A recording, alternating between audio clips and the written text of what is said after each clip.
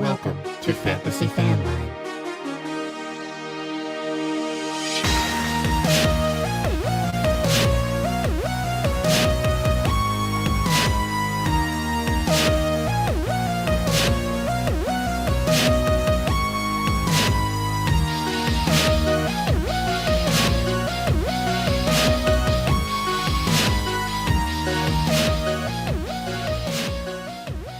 Hello, everybody. Welcome back to Fantasy Fanline Playoffs Edition. We are the fantasy football call-in show, putting you on the air with industry experts each and every week. If you're still listening, if you're still here with us, congratulations. Probably means you are in your playoffs. You made it. I hope we helped you get there. Or maybe you have a first-round bye and you're taking a week off. Even if you're not playing, I hope you're still listening. Study up because vigilance wins championships. You don't want to miss any important storylines, any news. Sanch, happy playoffs, man. It's we're deep in the season when there's football happening while we're doing this show. There is. I guess, the fraud Vikings getting smacked up by the Colts at home right now. Yep. That's why I don't bet on individual games, man. I don't know how you do it. I don't know how everybody else does it. I probably would have bet my house on the Vikings smoking the Colts today, but they're currently down, 23-0 last time I checked? 23-0 in the second. So a lot of game left, but not looking good for them. Yeah, I wasn't watching. I saw something about Jonathan Taylor going down, getting hurt, being questionable to return. In the playoffs, I don't wish that on anybody. It's kind of the icing on the cake for his fantasy season, is it not? He was the consensus #1 overall pick. He's been certainly not worth that all season. And then when you need him most, you lean on him against the Vikings, bam, hurt. And what seems to be a positive game script. How's he doing? Did he score? I should probably pull up this box score as we are a fantasy football show on the air live as we speak. What happened? How did this?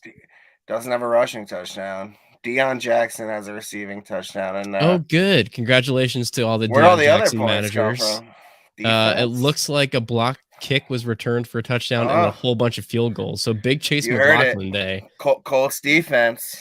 Colts D under the guise of Jeff Saturday's leadership.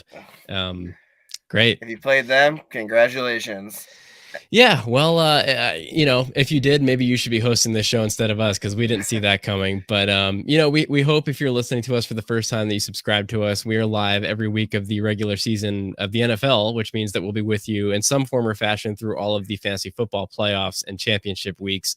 We're still figuring out our holiday schedule. So, to keep an eye on our social media. We're on Instagram, Twitter, YouTube, Facebook. Anywhere you are, we are probably there too. And we'll let you know as soon as we know what we're doing through the holidays. It probably won't be a Saturday show. Maybe we'll do like a special edition weeknight show. We'll figure it out. We'll talk off air. But we're here every week with you. We're a call-in show, 618 Fanline. Let me get that number up on the screen here for you. We're live for the next hour. We have a lot of questions to get through today, so I'm not going to stall too much in the intro here. Boom, phone number, bam, technology. So give us a call, join us on the air, 618 Fanline, ask us anything, start sit questions, keep cut questions, general roster strategy, whatever you need to help get through the playoffs. If you're overthinking and you need to vent, you need somebody to talk you off the ledge, we're here for you. You can also drop a comment wherever you're watching us. Like I said, we stream live YouTube, Twitter, Twitch, Facebook every Saturday. So we could see if you write into us. We also have some mailbag questions to get through. We have a lot of mailbag questions to get through. You can find that over at fantasyfanline.com.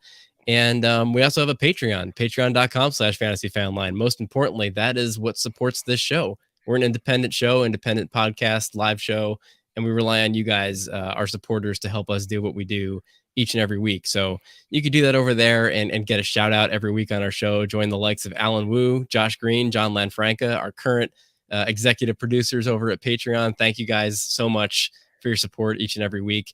Congrats to Alan and Josh, who I play with in 2 leagues, and they're in the playoffs in both of them. No surprise as supporters of our show. John Lanfranca is probably in his playoffs too, but we're not in any leagues together. I'm just going to assume because he knows his stuff. Josh actually has a first round bye in our league together. So congrats, Josh. He's probably not listening this week because he doesn't need any help this week. Sanch, how'd you do in your leagues, man? What's your playoff ratio looking like? Not to put you on the spot. Did 11 total leagues. I made the playoffs in 8, and I'm still That's not great, too man. I'm still not too happy about it because I missed one. I missed Spencer's Superflex playoff by six total points. 6 points, and then that's not a lot of points, Sanch. That's brutal. Yeah, and barely missed my biggest leagues playoff. So, could have been 10 of 11. Could have been laughing to the bank, but we'll get Coulda, better shoulda, next woulda, year. brother. We'll take 8. We'll take 8 of 11, right? Yeah, well, let's take a look at some listener questions from people who are still in the playoffs and did not miss theirs by 6 points. We'll start with Joe in Virginia here. Wants to know if he should start Mike Williams or Garrett Wilson in half PPR if Mike White is out. So I assume this was submitted earlier in the week because Mike White is out. Is it Joe Flacco? No, it is Zach Wilson, which is alarm bells for me. How do you feel about it? I love Garrett Wilson. I hype him up almost every week, but with Zach Wilson under center, you have to play Mike Williams over Garrett Wilson this week. Yeah, I think so too. Chargers have the Titans, Jets have the Lions, so both great matchups against relatively soft secondaries. Look, I'm not going out of my way to avoid Garrett Wilson and like pick up a scrub off of waivers, but if I have a good, like a viable alternative, I'm probably pivoting. And Garrett Wilson's been great. The matchup is great. He's so good. Banking on Zach Wilson though to support, you need a boom game. This is crunch time. This is the home stretch playoffs. You're not going to get it from. I mean, probably. I don't want to say never because I'm going to have people, dialing this up in a week. Anything's possible, but it is not likely. Zach Wilson. That's not the way he plays. That's not the way that offense functions when he's the quarterback. Doesn't mean they can't win a game, an NFL game, but he's probably not. This is not the week to expect a boom out of Zach Wilson. Conversely, Mike Williams. Mike White. I loved Mike White in this matchup God, me too, man. And all the skill position players. Even Elijah Moore I liked in this matchup. And now it's just Zach Wilson. Here we go. Everybody takes a ding there to their fantasy value. Sad. Bad timing. But Mike Williams looked really good. He looked really good. Dude, he was back. I was scared of him last week. I started him anyway in the league that we play in together. I'm glad I did. He won me the game at the last minute there.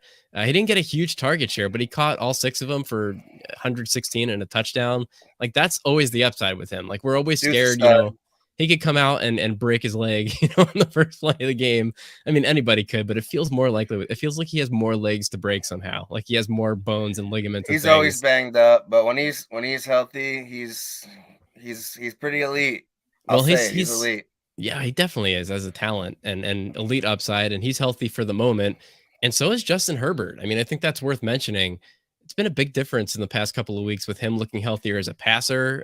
Now that he did first half of the season, he had that sternum thing from the first game. You remember he took a big hit, the rib shot. Yeah. So I think we're just now starting to see the special things out of the Chargers offense that we had hoped for in the offseason when we drafted them. I mean, better late than never. It's playoffs. This is when you need them the most. Hopefully you survive long enough to get here. They have the Titans this week who are 32nd against fantasy wide receivers out of 32. And they especially struggle against deep passing. And that's where Mike Williams makes his money. So like I said, I'm not getting off of Garrett Wilson for somebody that I don't feel good about, but I feel good about Mike Williams. So that's all the Chargers. The Chargers. Austin Eckler. You like Joshua Palmer in this match? Why not? Why not? If you have to flex somebody, he can score. But Keenan Allen, Mike Williams, Eckler, obviously. No brainer. Yep. Yeah, Justin Herbert. Don't even I don't know. I'm playing Herbert over Fields with that Philly matchup. That sounds crazy, but how about you? I think so too. Just because Chase Claypool's out, Mooney's gone for the season. Fields' success does not come through the passing game, but he needs a little of it, right? Like he can't do it all. And I mean, maybe he can. If anybody can, it's probably Fields. But I'm not going to bet on that. I would rather this week, just with the healthy guys coming back to the Chargers and leaving the Bears. I think the narrative is in favor of the Chargers. I mean, this could just be a blowout for Philly versus Chicago. As much as it hurts me to say. Probably will be. It happens. Thanks, Sanch. I was looking for a little pick me up there. Got nothing. I dealt with it last week, so it's your turn. Understandable. Rob in California in a PPR league wants to know if he should start Travis Etienne or Isaiah Pacheco. Man, so Jaguars have the Cowboys, brutal. Chiefs had the Texans, which is wonderful. Sanch, I know you're a big Etienne guy. We haven't talked about him in a minute. Last time we did, it was a very different story. He was crushing it earlier in the season, 5 straight weeks in the top 24. 3 of those were in the top 10. Not so much recently. What's going on, man? Trevor Lawrence he's taking all the glam now, falling out. I really do like Etienne in PPR. Pacheco matchup's better. Much This better. is my team though. Like playoffs on the line. I'm rolling out ETN personally. Okay.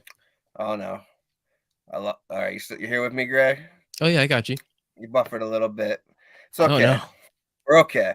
I've obviously that Pacheco matchup's great, but I'll take ETN. All It's right. so rough against Dallas, but I think in PPR he's gonna get those receptions this week, and he'll give you a nice floor at the bare minimum. Is this a following your heart over following your brain moment where you just wouldn't be able to sleep? Like if you sat ETN and he went off. Yeah, that has something to do with it. I just think ETN's a better talent still. I know Pacheco's a great talent as well. Go Rutgers. But in the fantasy playoffs, I can't bench Travis Etienne for where I took him for, you know, Texans are gonna Jaguars are gonna be down in this game against Dallas. They For should sure. be at least. Anything's possible, as we said. We've seen wild stuff in the NFL, but they're gonna be down in 23 this nothing game. Colts right now as we speak. This is full point PPR. Like that's going to be Lawrence's like safety blanket for this game. I think ETN's a very safe play with even against like a rough matchup against Dallas. I think the receptions will be there. As far as the Chiefs, you never really know. My boy McKinnon has just been on a tear of late. It's like league winner Jerick McKinnon. Go figure. I love to see it. Pacheco obviously could have a great week, but personally, Greg, playoff time, I can't do it. I'm starting ETN. I mean, I don't hate it. Even the weeks where he's not producing, he's still getting plenty of opportunities, which is, what you want to chase in fantasy football. That's what's sticky. It's not necessarily the final score; it's the opportunities that got them there.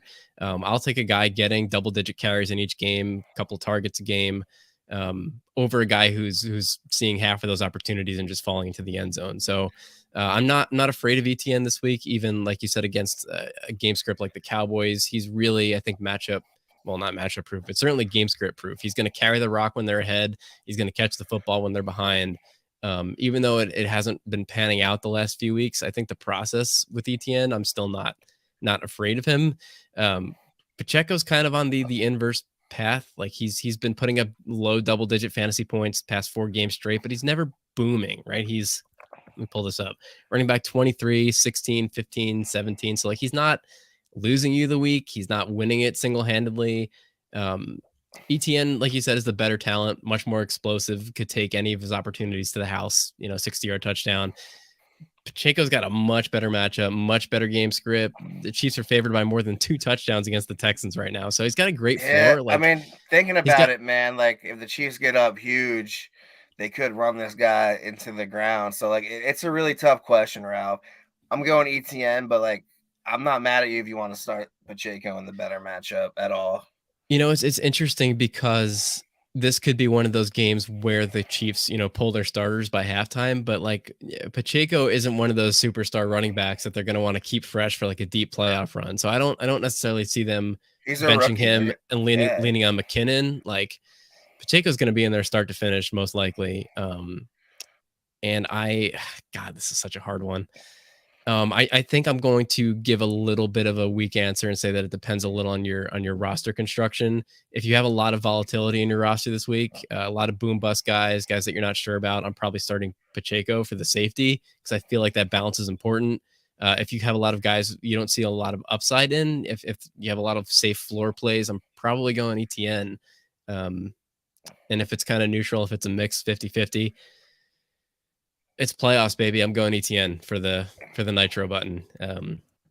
You're going to be playing against the best teams in your league, and sometimes playing it safe is not going to do it. Like I said, the only way I'm going Pacheco, I think, is if you need some of that to balance out your roster, or if you're really favored, if you're projected to win by like 20, 30 points, and you just need a guy to not lay an egg.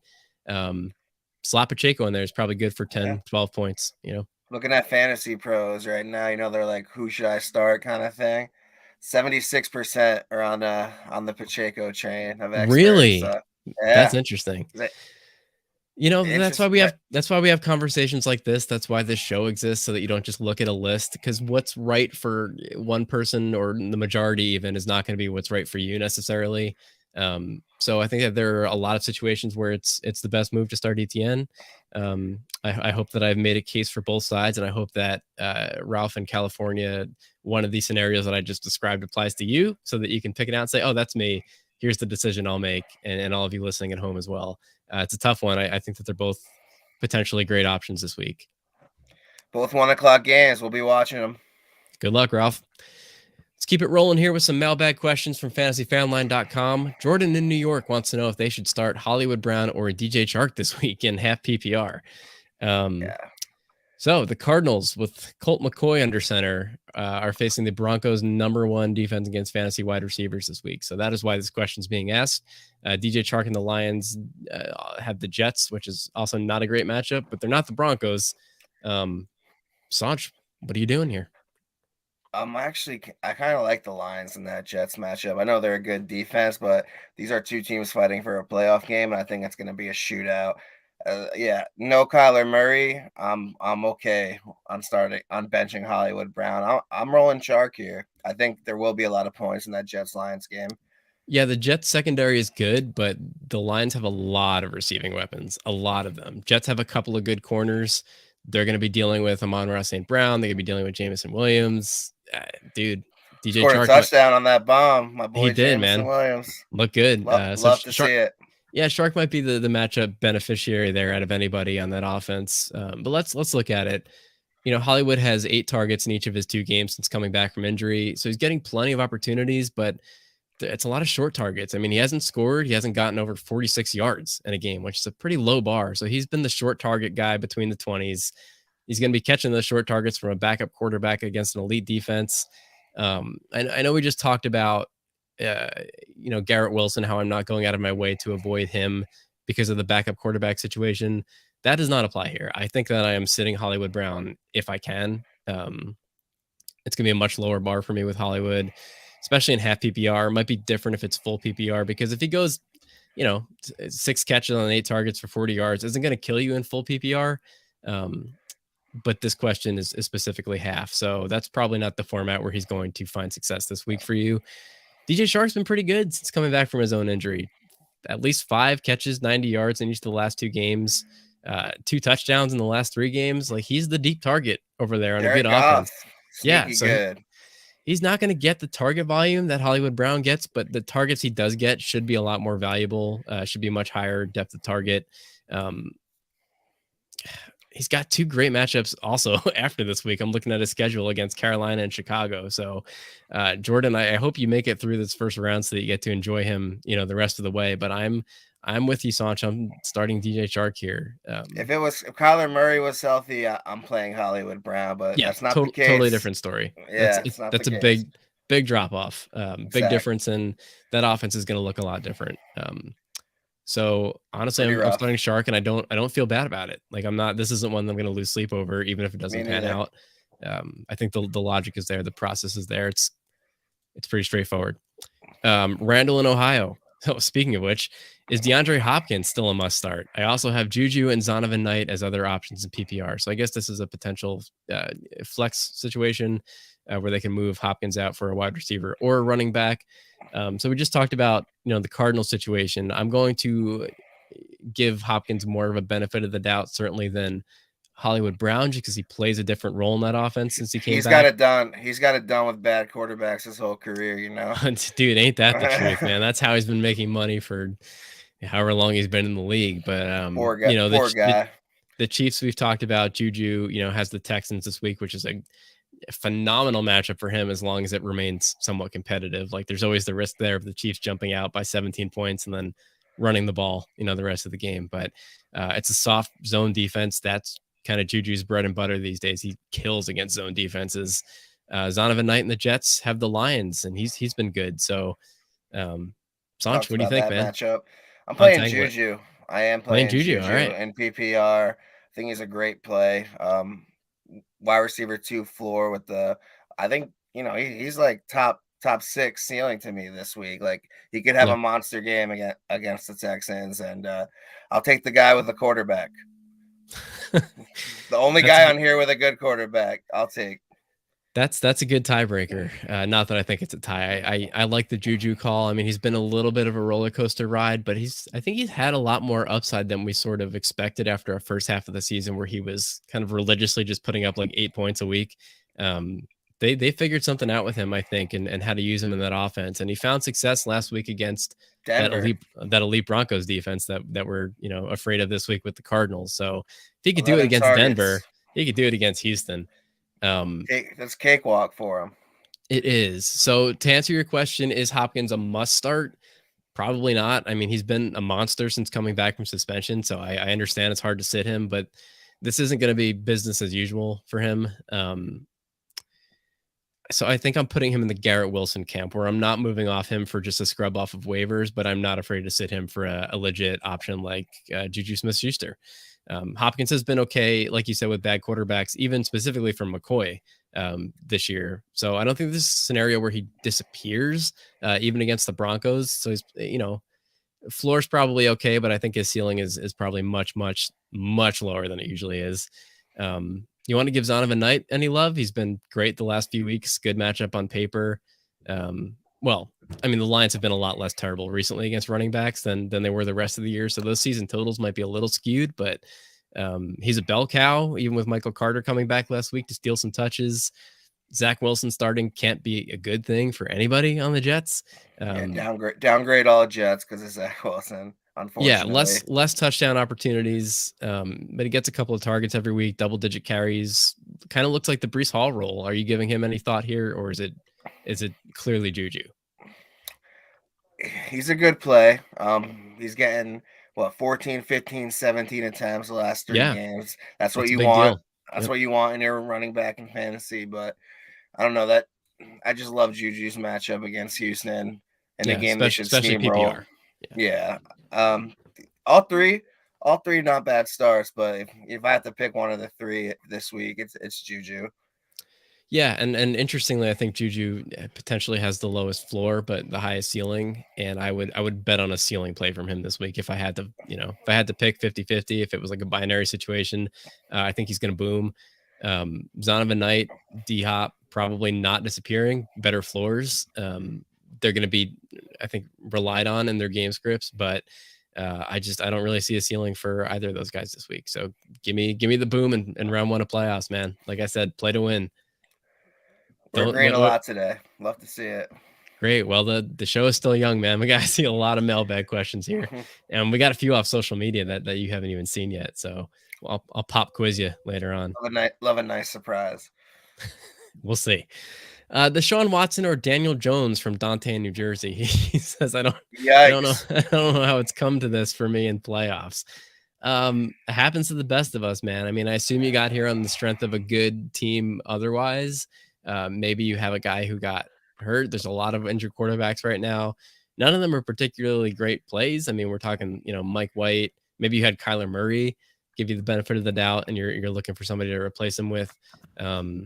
Probably not, Russell Wilson. So there's a lot of injured quarterbacks this week. A lot of guys catching passes from backups. This kind of sucks. Deshaun Watson and the Browns have the Ravens. Daniel Jones and the Giants have the Commanders. Sanch? And as a Giants fan, this is our biggest game in 6 years. It's like must win. We win, we might have a good shot. We have a good shot at the playoffs, which no one saw coming. So it's been a good season, regardless of how you look at it as a fan. Watson, much better first half of the season. It felt like. Yeah. Are they cooling off while the Commanders are heating up? I feel like they're going opposite directions right now. Yeah, schedule got a little tougher. We lost a lot of players. Our receivers are horrible. But with Daniel Jones, he's had so many huge games against Washington. The rushing floor is just too good, and Watson just hasn't looked good at all. Like he'll get back to it. I don't doubt that, but I don't feel good starting Deshaun Watson in a playoff game for fantasy this year until I see it. He's one of the guys he's on my bench. He has a huge game. Okay, whatever. But I'm a gambling man. I don't even want to take that risk. I'll take the rushing floor with Jones. He's due for at least 2 touchdowns, I think, against the Commanders. It should be a decent scoring game. It's going to be a great game. I'm nervous as all hell about it, but I think Jones will get it done. If they don't win, I know he's going to have a solid rushing floor game, and that's what I'm looking for in fantasy. If you could get 18, 20 points from your quarterback when you're this desperate, you did a good Mhm. job. And I think Jones could get you that. Nothing more fun as an NFL fan than a divisional game with playoff implications. And by fun, I mean also stressful. But like this is why we I have do it, right? anxiety, man. I have anxiety. I don't know. Look, if there were no lows, there wouldn't be any highs. So this is Exactly. why we're fans, man. I agree with what you said about Watson. Like we've been preaching caution with him the last couple of weeks. His first game back, we had people writing in asking about starting him over like, top 8, top 10 options, and we were like, look, hasn't played a game in like 700 days prior to that. We just learned our lesson the hard way with Russell Wilson, kind of projecting guys to come into new offensive situations, different teams, and look like the same quarterback. And I think we're kind of seeing it again. I don't want to totally give up on Watson because he looked less rusty last week, I think, than he did the previous week. But he's not old school Texans Watson yet. We know what the upside is. Hate to think about it happening on our bench, but like I'm as cool with that as you are. I'm not comfortable rolling him out in the playoffs until he looks comfortable playing quarterback. And if that doesn't happen this week, fine. If it happens next week and I just play him in the championships because he balls out, this week or next week, cool. Maybe he'll win me a championship. If it doesn't happen at all this year, that's fine. He was always a lottery ticket. He shouldn't have ever been anybody's plan A, right? You probably grabbed him off of waivers in like week 8, 9, 10. I just want to take a second to say hello to Albert Marican, who's chiming in on YouTube. Good afternoon, dude. What's up, you've been Albert? Here like each and every week. I just want to say thank you for tuning in. Welcome back, Albert. We hope you're in your playoffs. We hope you did good this year, and we hope we helped you get there. Appreciate you joining us today. You're joining us mid-question here. Let me get to my Daniel Jones analysis. Look, he's been a serviceable streamer, top 12 quarterback in 3 of the last 4 games, top 14 in 4 of the last 5. So again, a guy who's not killing you, and he's got the upside. Like you said, those legs, man. Commanders defense has been hot, but they bring a lot of pressure on the quarterback, which probably means a lot of scrambling for DJ, for Daniel Jones. For fantasy purposes, we like when he scrambles more than we like when he throws. So he's one of those quarterbacks who on any given snap, you're hoping that he gets flushed out of the pocket and makes something happen on the ground rather than throwing to one of the do they have wide receivers? Imagine if Jones had a few decent receivers. He would have such a good year this year. We should start a club about our home team's quarterbacks, wishing that they had receiving options. Some weapons. I feel like Fields and Jones are like the captains of that squad, like that. For real. That all no weapons team this year. The Giants have so much draft capital, and I won't even, if they take 3 receivers early in the draft, I'm not mad about it. Do something. We trust Shane, we trust Dable, but what's Daniel Jones' contract situation? Is this his last year? Is he there long term? Do you think he made a case for himself to stay this year? This is it. If he's not gonna get like big boy money, but if he takes an okay contract to stay with us, we'll definitely keep him on the team the way he's been playing. He's had Barkley. That's it. That's his help. Saquon. End of list. Jones has been respectful with Walmart bag boys at receiver. So the guy's never gotten a chance, and he deserves one. Sorry to get off topic. Come on, man. Look, I'm not going to let you sit here and disrespect the good name of Darius Slayton, who's been fine. He's been okay. We thought he would get cut, so it's a good story for him. But he drops too many easy ones, man. As somebody who doesn't watch a ton of the Giants games and just looks at the box scores, I did not know that. Look, we have our first call of the day here for playoff week of Fantasy Fanline. Caller, welcome to the show. You are on the air. Yes, sir. You know who it is. It's your number one fan. Sir. Boston. How you guys doing? Welcome back, Joe. How's the weather? How's the weather in Boston? It's brutal. But I missed you guys last week, but I owe Sanchi 2 thumbs up. If I can give him 3 thumbs up for the McKinnon call. He hit a touchdown 2 weeks ago. And then this past week, he hit a double down beast mode. So I'm starting McKinnon for sure this week. So thank you to him. But I have who do I start? You guys have been on a heater for me lately, so I need some help. I had Jonathan Taylor starting today. He flopped. I don't know if you saw. Yeah, we were talking about that earlier. That sucks. So I'm going to need some. Right, it sucks. So I'm going to need some high end. What do you want to call it? a boom, like potential boom Need game. some upside. And I Need heard you some talking about upside? weapons. Some upside, yeah. So I heard you talking about weapons, wide receivers, and so who would you guys go with? I'll hang up and take a listen, but thank you guys for a great season. Maybe I'll check in next week if you still do it. Are you going to do it next week? Yes, sir. We were just saying earlier that we don't know if Okay. it's going to be Saturday. So I don't know if you follow us on social. Keep an eye on our accounts. We might do like a weeknight episode or something just because of the holidays. Okay, cool beans. Yeah, no, I'll definitely try to check in, and thank you guys for always letting me on the air. It means a lot to kind of touch base. But okay, so here's my who do I start? I need upside. Sanchi, who do you got? I got Josh Palmer because so I blew it with Jonathan Taylor, and I had Ayuk Thursday night, so I'm down bad, as they say on Twitter, or as they say on Reddit. I'm down bad. As the kids say. Upside, I got Joshua Palmer. Yeah, Joshua Palmer or Drake London with the new quarterback. Okay, London has the Saints. Palmer has the Titans, as we discussed earlier. Joe, appreciate Desmond the call, man. Thank you for being with us all season, calling us, participating, listening. We're glad we could help you out, man. We were proud of that McKinnon call, and hope we could do it again for you this week. Awesome, man. Talk to you guys later. Have a great holiday. All right, Joe. You take too, it easy, Joe. man. Well, I'm glad he didn't. Peace, glad bro. he didn't hear my later, man. I'm glad he didn't hear my Gabe Davis call last week. Never. We'll take the thumbs up for the McKinnon call because I was even doing some victory laps after that one. This is a tough one. We'll do. Talk to you, man. Peace. Later, right, Joe. All right.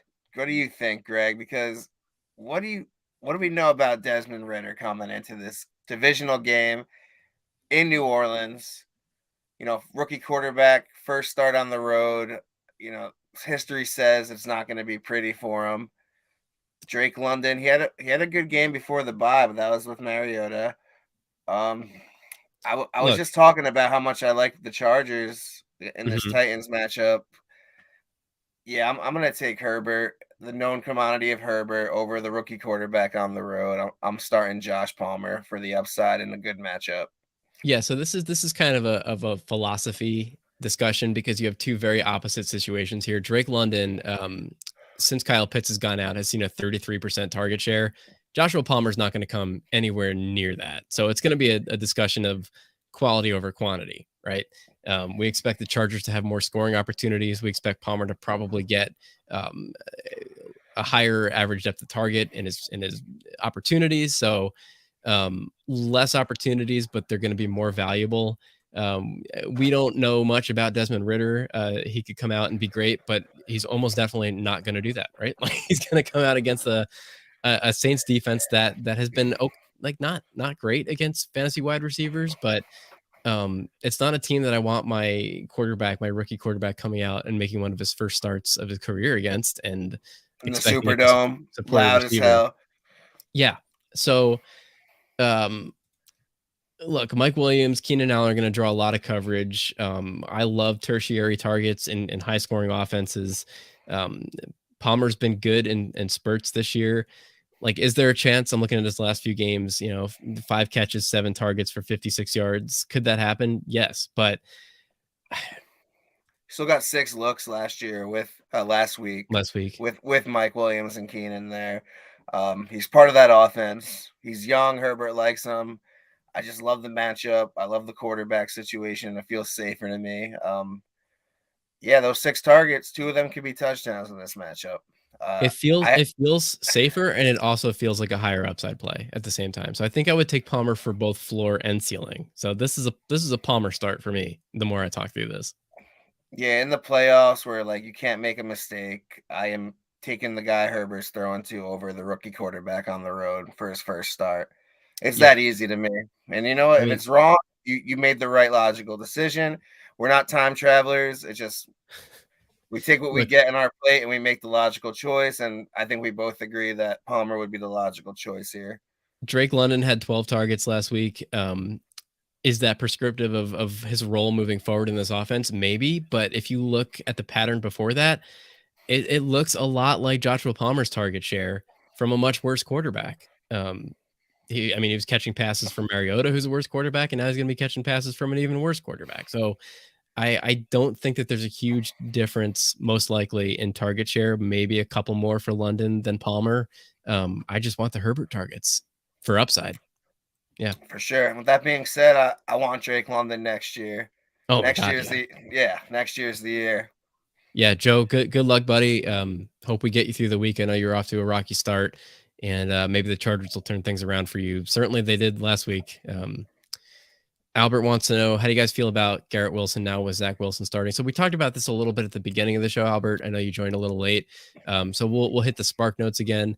I'll let Sanchi speak to his opinion. The way that I broke it down was that I am not afraid to start him. I'm certainly lowering my projections for him, my expectations for him, but I'm not going out of my way to bench him and just pick somebody up off of waivers. If I have an alternative that I feel good about, I'm going to go with the alternative. But if I don't have that depth, I'm not scrambling to get Wilson out of my lineup. Josh Palmer or Garrett Wilson? Don't ask me that. On the spot. I think it's still Garrett Wilson for me. Me too. You know how much I love Garrett Wilson, Albert, but this sucks, man. And like these crunch time playoff matchups, sending out baby boy Zach Wilson, just it's gross to me. Baby boy Zach Wilson.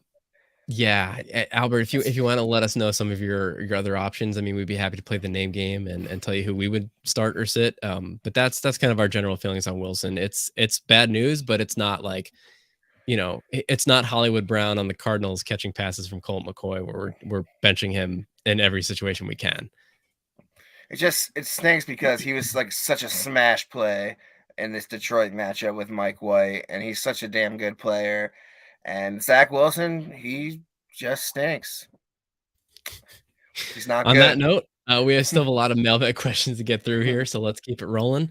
Brendan in West Virginia wants to know who our favorite waiver streamer is at tight end this week. He needs a dart throw in a deep league. This is fun. Let's see if we can find somebody who puts up a quarter of what Evan Ingram put up last week, which was like 40 points. Insane. Yeah, Evan Ingram got me into the playoffs. I had the Lawrence Ingram stack and a tight end premium. I hated that guy when he was on the Giants. I was gonna say, we have so much footage of you this year just crapping on him every opportunity you got. And here we are. He redeemed himself, man. He got some points. He got me in the playoffs. Good for you. Forgiveness is a very important asset in a fantasy manager. Around the holidays too. I gotta forgive. It's Christmas, bro. Bury the hatchet. Exactly. Dude, there's not too many great tight end options. I will maybe Robert Tonyan Monday night against the Rams, a guy who can always catch a touchdown. Sure. As a dart throw. Cade Otton in a game against Cincy that should have a lot of points is worth a look. I believe the other tight end there just came back, Cameron Brate. Yeah. So I'm probably off Otton this week. I do like the over under certainly, but just too many options there for pass catchers for my taste. Yeah, I think Robert Tonyan is a good. I think Daniel Bellinger, one of the only like pass catchers the Giants even have. He's questionable though on a Sunday night game, so you'd have to have a guy like Logan Thomas or someone else ready to go if you do decide to roll Bellinger or Tonyan on Monday. So like as far as that's a good one too. Yeah, guys in the late games, I like Tonyan, Bellinger, maybe Logan Thomas if you're desperate. It's tight end wasteland is not good right now. I'm looking at my leagues and like looking at players like maybe this is a good no, it's well, not I don't know how deep exactly Brennan's league is. We'll start with a guy who's probably owned, but he hasn't been great lately, so maybe not. But Tyler Conklin, nobody has a better playoff schedule than Tyler Conklin. He's got the Lions this week, the Jaguars, and then the Seahawks. So literally like the three best possible tight end matchups. Nobody feels confident starting Zach Wilson's pass catcher, so he might be on your waivers. And we've seen a few really nice games out of Conklin this year. He'll have every opportunity against these awful tight end defenses. So he's a guy that I would look at if he's available. Cole Kmet's probably rostered in a deep league, but it's worth checking in case he's still on waivers because the Bears were on bye last week. So he's probably dropped in a lot of places. It's got a tougher matchup, but his target share has just been great. I don't know if I want to start him against the Eagles, but he's probably good for at least 5, 6, 7 targets. And that's really all you can hope for in a tight end dart throw. Otherwise, I'm looking at maybe Austin Hooper coming off of back-to-back games with 5 targets. He's running more routes more consistently than his tight end colleague there, whose name I'm not going to do the disrespect of pronouncing on this show, but I have to try, right? Okonkwo, do you know who I'm talking about? I He's do. got the hot hand right now. Touchdown last week, but his production feels a little more fluky if you look at his usage, his route run percentages. If I have to pick out of that tight end group, I'm going Austin Hooper. And then maybe Hunter Henry if we're looking really deep. Like he hasn't done much this year, but he's got the Raiders this week, which is a great matchup. But he had a better matchup last week against the Cardinals, and he only caught 3 for 70. So, he's worth a dart throw, and hope he falls into the end zone. He's another potential touchdown scorer on a team devoid of significant pass catching options. So those are some names. If any of them are available, take a shot. Hope they pan out for you, but we're not starting any of them with And a if lot of you're confidence. really desperate, Tyler Huntley kind of has a thing with Isaiah Likely. So it depends how desperate you are. I just want to say his name. That game's actually at 4:30 today, so you'd have to make a choice quick. But I know Andrews was the guy with Jackson, but Huntley does like Isaiah Likely. That's an interesting point. We know that, how valuable the tight end role is in Baltimore. And oftentimes we see backup quarterbacks come in and have a better report, but more chemistry with other backup weapons on the team because they spend more time practicing together. So sometimes you need to make that pivot for chemistry. That's a really good point, Sanch. Yeah, that's not guaranteeing anything. That's just like if you're desperate, he's a guy I wouldn't mind taking like a long dart throw on. Yep. And they start in a couple hours. So like you said, go check your waivers now. So we have about 20 minutes left of the show here. We are live on the air, 618 Fanline. If you want to call in and join us, ask questions about your team, we are here for you. If you're joining us for the first time, hope you subscribe. We'll back every single week to do this for you guys until the off season, and then we'll play it by ear. Let's keep it rolling here with the mailbag. Lloyd in Connecticut. Who do I start at running back 2 in PPR? Jamal Williams or J.K. Dobbins? Okay. Dobbins came back. He sure did, man. He's got the Browns this week. The Lions have the Jets. Yeah, man. Dobbins came back last week like he was shot out of a cannon. Is that right? 15 for 120, a touchdown, right, against the Steelers. Yep. So I mean, he's not being eased back off of the injury. He's clearly the bell cow over there. Has a much better matchup here than Jamal Williams does, and I think the Ravens will probably lean on him a lot with Jackson still out. Even Tyler Huntley is banged up, who we were just talking about. So the Browns are probably going to stack the box against him. I don't know if they could stop him all game. I mean, a guy like J.K. Dobbins can shake one loose and take it to the house. Jamal Williams against the Jets. I mean, he finally no-showed last week for fantasy purposes, but certainly not for lack of opportunities. I mean, he put up less than 40 yards, but he got 16 carries, 1 target against the Vikings. So like they love him. They're going to give him the ball. Yeah, that performance doesn't scare me. It's not like his role has disappeared. I really like betting on volume, and Williams has been one of the safest bets of the year in that regard. So the Jets are a good defense, not good enough to scare me off of playing Williams. But in this case, I think I'm leaning Dobbins. I'm leaning Dobbins because Swift is saving his best games for the playoffs. Just like Judy did. If you guys needed a win last week and you played Judy, thanks for staying true. I know it wasn't pretty all year, but he got it done for you when it mattered. That is true, man. And we made some suggestions to play Judy last week. So that was another one like McKinnon that I was sitting there losing my mind over. Oh, man, we're so good, Greg. I do feel like we've been on a hot streak lately. Like we're always pretty good. I feel like we're better than average, and I don't want to jinx this too hard on the show, but I'm glad that we're coming through for our listeners when they need us most around crunch time here in playoffs. Let's try and do the same for Marquita in Florida. Wants to either flex Jerick McKinnon or Mike Evans this week. That's crazy. Oh, okay. That's a wild question. You know how much I love McKinnon, but there's no way in hell I could bench Mike Evans in the fantasy playoffs. I just no chance. I have to play Mike Evans. Hard to tell here if this is a genuine question or if you're being trolled for the love of Jerick McKinnon. I think it's serious, genuine. Man. I mean, okay, so let's look at some patterns here. This would have been the right call for the last 2 weeks straight to go with McKinnon because he's been hot. Evans has been an absolute turd since week 8. That's a long time to be a turd. I have no problem sitting Evans, I think, this week for a viable alternative.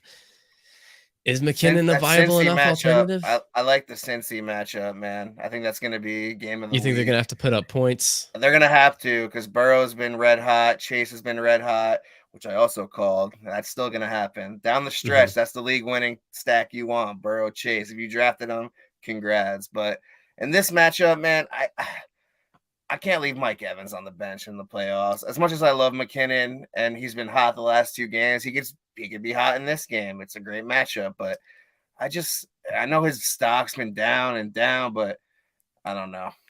As much as I would love to disagree with you and make for a more interesting conversation, like he got 9 targets still in 2 of the last 3 games. So like even though San Fran's a rough matchup. Yeah, like their No one was chemistry for doing some anything. reason has disappeared between him and Brady. But if they can get back on the same page, they're gonna have to this week if they want to stay in this game. Like you said, I mean, all my notes are about keeping up with the Bengals offense. So nothing you haven't already said. McKinnon doesn't have a single game with double-digit carries all year. If it was gonna happen, it's gonna happen this week against the Texans. But like we talked about earlier, like I don't think that they're going to bench Pacheco and put McKinnon in if the game gets away from them from the Texans. You could maybe paint that picture, but I don't believe it. McKinnon has 3 touchdowns in the last 2 games, and prior to that, only 1 touchdown the entire season, all the way back in week 2. So not particularly sticky stuff. Obviously, they figured something out with him. He's been great, but I'm not betting on him over Mike Evans this week. That's just a touch too far past my comfort level. But like I said, I'm not afraid to get off of Mike Evans. I would look at dude, he hasn't had a touchdown since week 4. What happened to Mike Evans since week 4? I'd probably still start Garrett Wilson over him this week. Is that crazy? Catching passes from Zach Wilson? I'll take a 6-pack bet on that one probably. All right, I'll do that. I'll do Garrett Wilson to win me a 6-pack of beer. Mike Evans. Garrett Wilson. Makes me feel gross, but I'll do it. Yeah, let's do it. We only have 2 weeks left, baby. Yeah, we only got a couple weeks left. Might as well make it interesting. You're welcome, everybody. Neil in Arizona, start the Commanders defense against the Giants or the Panthers against the Steelers. Sanch, sorry to say these are 2 really good matchups on paper. Yes. Which way you going here? You're a resident Giants and divisional rivals expert. Is Trubisky playing for the Steelers? That doesn't really matter. They both. That's very possible. Panthers came out swinging last week. Sam Darnold bringing some life back into that team, huh? Mm-hmm. Probably rolling the Commanders against the Giants. You're guaranteed like 3 sacks in this game, maybe a fumble, maybe a pick 6. As a Giants fan, it's inevitable. It's gonna happen. I feel more comfortable starting the Commanders. They have a great D-line, and Daniel Jones has no weapons. He's going to be sitting back there. He's going to get smacked up. You're going to get a lot of points from sacks and with potentials for turnovers and even a touchdown. I think I lean Commanders here. Me too. Just honestly, the tiebreaker for me was that they're coming off of a bye, and I think they're going to be really well rested and hungry, to make big plays here. Both defenses have been solid. They both have good matchups. I expect them to hold both offenses to not a lot of points. If the Panthers get Mason Rudolph, I'll lean Panthers if it's Mason Rudolph. I think that guy is worse than Zach Wilson. That's saying something. I'm going to keep an eye on news about that matchup, and I think that I'm going to flip for Mason Rudolph. But until I hear otherwise, if it's Trubisky in Pittsburgh, I'm going with the Commanders against Daniel Jones. I like to bet on big plays out of defenses and low-scoring divisional matchups. Omar in New Jersey. Do I go with A.J. Dillon or Devin Singletary this week in my standard league? What are you doing in a standard league, Omar? A.J. Dillon and the Packers are playing against the Rams. Singletary and the Bills have the Dolphins.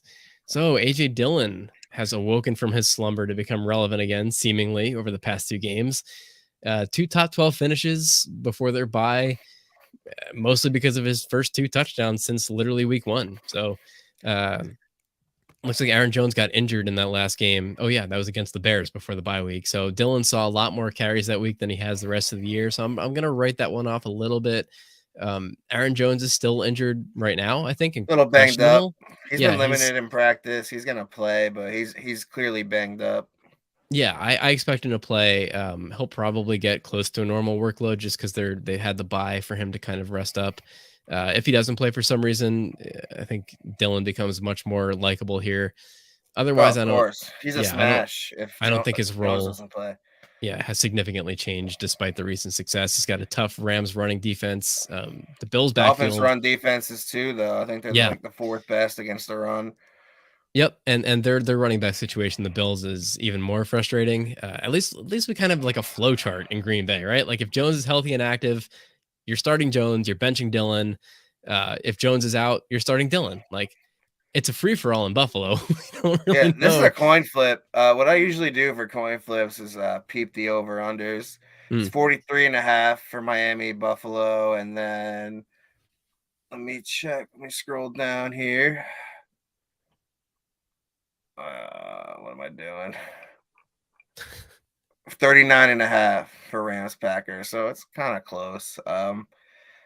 I personally think I like Dylan. I think he has a better chance to get in the end zone. I do not like either of these players at all this week, to be honest. It's kind of gross. I'm leaning Dylan though, and all right, it's very close though. It's our very first split close. of the day. I'm going Singletary here. None of the various running back roles on the Bills offense are very valuable individually. But the nice thing is that in Green Bay, I think that when both their running backs are active, you're not going to get an AJ Dillon day. Um, Whereas on the Bills, it's kind of like playing Russian roulette because you're spinning the chamber and the revolver, and one of those three bullets are probably going to hit. At least give me the guy with a shot to have a Devin Singletary day. If it's not a Devin Singletary day, he's probably going to kill you. So I agree with you that I don't like either of these options this week unless Aaron Jones is out. Then I'm feeling good about Dylan. If not, I'm clenching my butt and I'm playing Devin Singletary and hoping that it's his turn to feast. Plus 175 to score a touchdown on FanDuel for Singletary. All right. Well, I'm not going to go make that bet after this show. Omar, I hope for your sake it works out, but I'm not going to put my money on it. Dwayne in Pennsylvania is in a PPR league and wants to know if he should start Brian Robinson Jr. or Jerry Jeudy with a backup quarterback in Denver. So, Commanders, as we've been talking about a lot, are facing the Giants. The Broncos have the Cardinals this week. For Brian Robinson's sake, I mean, you can sure run against the Giants. Washington has been playing like a team who's going to carry a lead in that game. Sorry, Sanch.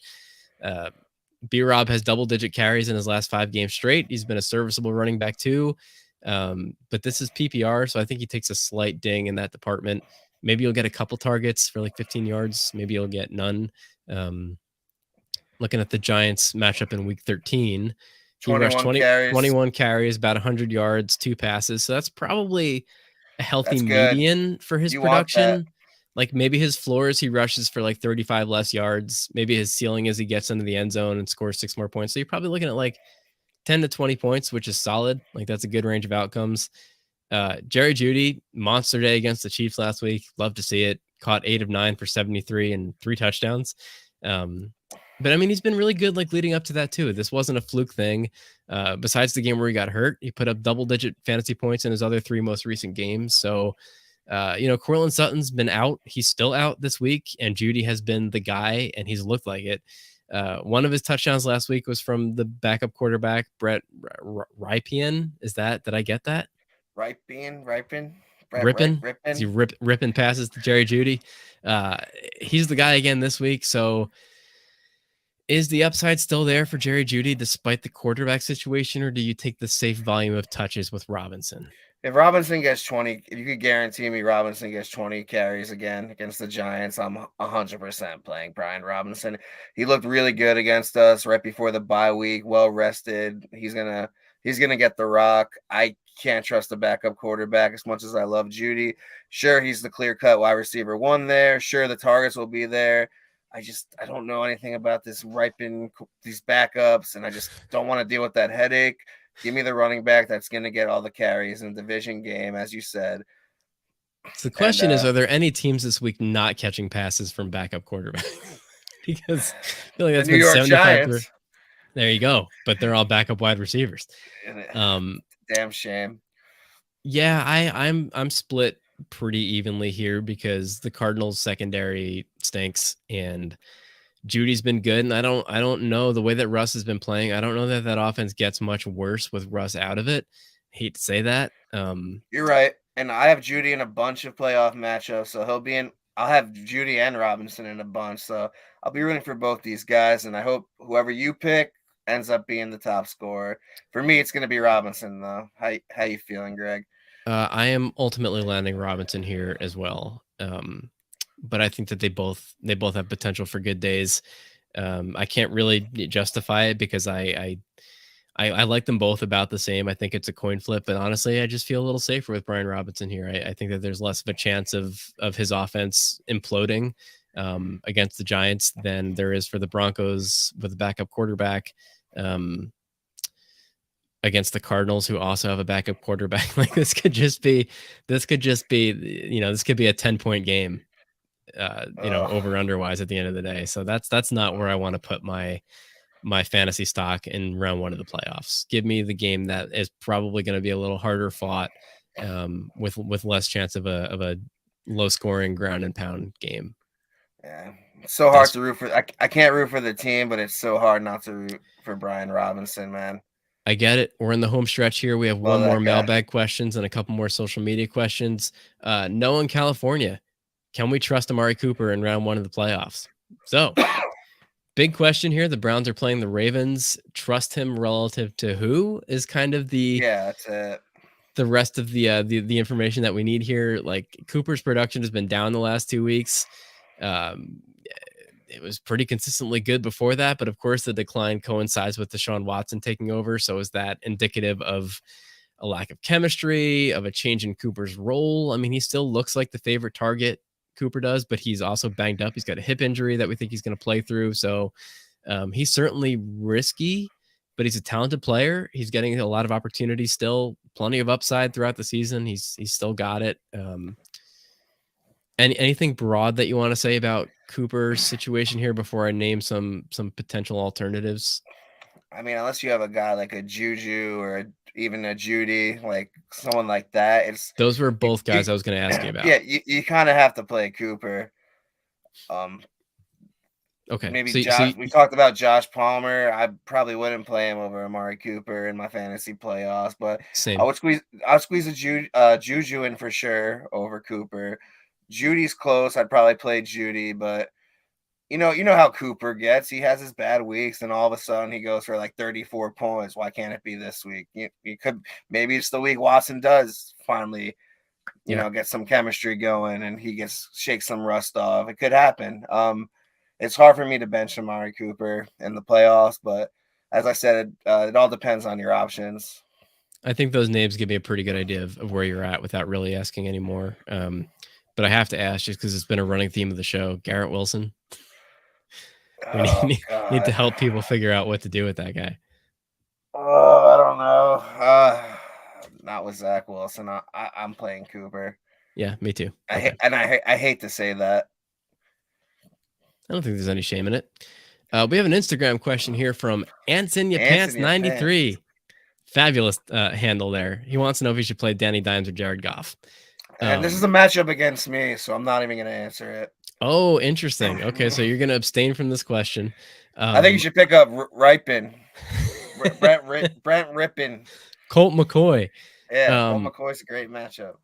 Look, we've kind of talked both of these matchups to death already on the show, the Giants and the Commanders and the Lions versus the Jets. So I'm just going to say I think it's Goff. I don't love either of these matchups for either of these quarterbacks, but Goff has looked really great with a ton of healthy weapons all of a sudden in Detroit. And the defense that he's playing against is not coming off of a bye, whereas the Commanders are against Daniel Jones. Like we just talked about how we would start the Commanders partially for that reason. So give me the guy throwing the ball on, I think, what's going to be a higher scoring offense this week in Detroit, with three better, healthier weapons than the Giants have, certainly in the wide receiver corps. And I Sanchi, will no, you say don't want. Jones to confuse you, Vance. Ants in your pants. Sanchi, you don't have to give the advice, but blink twice if you agree with me. Blink once. Blink 3 times if you're doing this show against your will. Okay. And we have one more Instagram question here, just to close out the day before we put a cork in it. Is that something that people say? Put a pin in it. Cara Scalera, my wife, writes in on Instagram. Does Marshawn Lynch still play in the NFL, or does he only do long form improv now? So He's living the dream. He's in every commercial. I see him on Instagram all the time. Gotta love beast mode. I wish he still played, but unfortunately he doesn't. he does I don't not. think he does. No, I mean anything can happen. Teams are going to have to make some depth signings in the playoffs, and Marshawn looks like he's still in pretty good shape. You know, we've known that this post NFL career was coming from Marshawn Lynch just based on how entertaining he was during his career as a player, the interviews he would give and stuff. But the reason she's asking this question is because we're watching a show called Murderville. It's done already, the show, but they put out a Christmas special yesterday, and it's an improv comedy show where they have a special guest each week come in without a script. Everybody else has a script, but the guest doesn't, and they have to solve a murder mystery just based on the clues that they're given. And Lynch is on one of those episodes. That's hilarious. And he showed up again in the Christmas. I highly recommend it. I think it was my favorite episode out of the whole season because most of the other guests are like actors and comedians, and then Lynch is just kind of himself. Beast mode shows up. That's dude, great. it's so good, man. Detective beast mode. Thank you very much, coming in and solving the case. To answer Kara's question, though, the last update on Sleeper was 3 years ago. Marshawn Lynch in talks to return to Seattle. So never say never. There you go. Are they still in talks? Maybe it's just taking a really long time. Never updated it. Those talks must be long. Is Frank Gore still playing? Did he retire finally? He finally retired. All right, there you go. Maybe he'll be on Murderville next season. With the 49ers like he should. Frank Gore, good. He missed that guy. Yeah, me too, man. He was a beast. I think he got into boxing. I feel like either running backs when they retire now either go into long form improv or boxing. Yeah, Le'Veon Bell and Frank Gore and Adrian Peterson. That's who I was thinking boxing. of. Yeah. They should probably look into Murderville instead. It'll be much less taxing on their bodies, and they'll probably have more fun. For sure. So that's our round 1 playoff episode. Thank you all for tuning in. Thanks for the questions. It's been a blast. Sanch, any parting words here before I give the go home speech? We got one more week, don't we, man? Potentially 1, maybe 2, right? Are we going to be here for championships? What do you think? Oh yeah, 2 more weeks. Sanch, I keep you around for your football knowledge, not your math. I had a rough night. I know. My girlfriend was driving yesterday, and she was driving on the turnpike. We had Cracker Barrel to cure our hangovers, and she got me home exactly at 1:55. And she's MVP. The best for that. She's the best for that. I couldn't miss the playoff episode. We got a couple more left. I can't believe it's almost over, man. It makes me sad, but we're in for some really exciting fantasy matchups, and then obviously those NFL playoffs. We live for that stuff. It's going to be a great finish to a weird year. Well said, brother. Big shout out to your girlfriend. This show is brought to you by her and by our community of supporters over at patreon.com/fantasyfanline. You can go sign up there if you want to support our show and be as integral to it happening as Sanchi's girlfriend driving him home from Philadelphia 5 minutes before the show starts. Thank you to all of you. We'll be live next week. Like I said, keep an eye on our social media, and we'll let you know when we're going live. It's not going to be probably Saturday just because of holidays. So we'll figure out maybe a weeknight show. Maybe if you want to, drop a comment on our socials and let us know when you would like to see us go live. We've kind of always been talking about other times that might work better for people. So we're always open to your feedback through social. You want to drop us a message on Twitter, our email, info@fantasyfanline.com. We're very accessible. You can also subscribe and stream us, live on all those platforms, all those social media platforms, pretty much. If you don't already do so, YouTube, Facebook, Twitch, Twitter, please subscribe. It helps us out a lot. Follow us at Fantasy Fanline on all those platforms. And we have a website, fantasyfanline.com. If you have mailbag questions for our next show, if we reschedule and you can't make that new time, drop us a mailbag comment and we will answer you there instead. And that's pretty much it, man. For Sanchi Value, I'm Greg Scalera. Good luck in your playoffs, everybody. We will talk to you next time, whatever day that ends up being on Fantasy Fanline. Goodbye.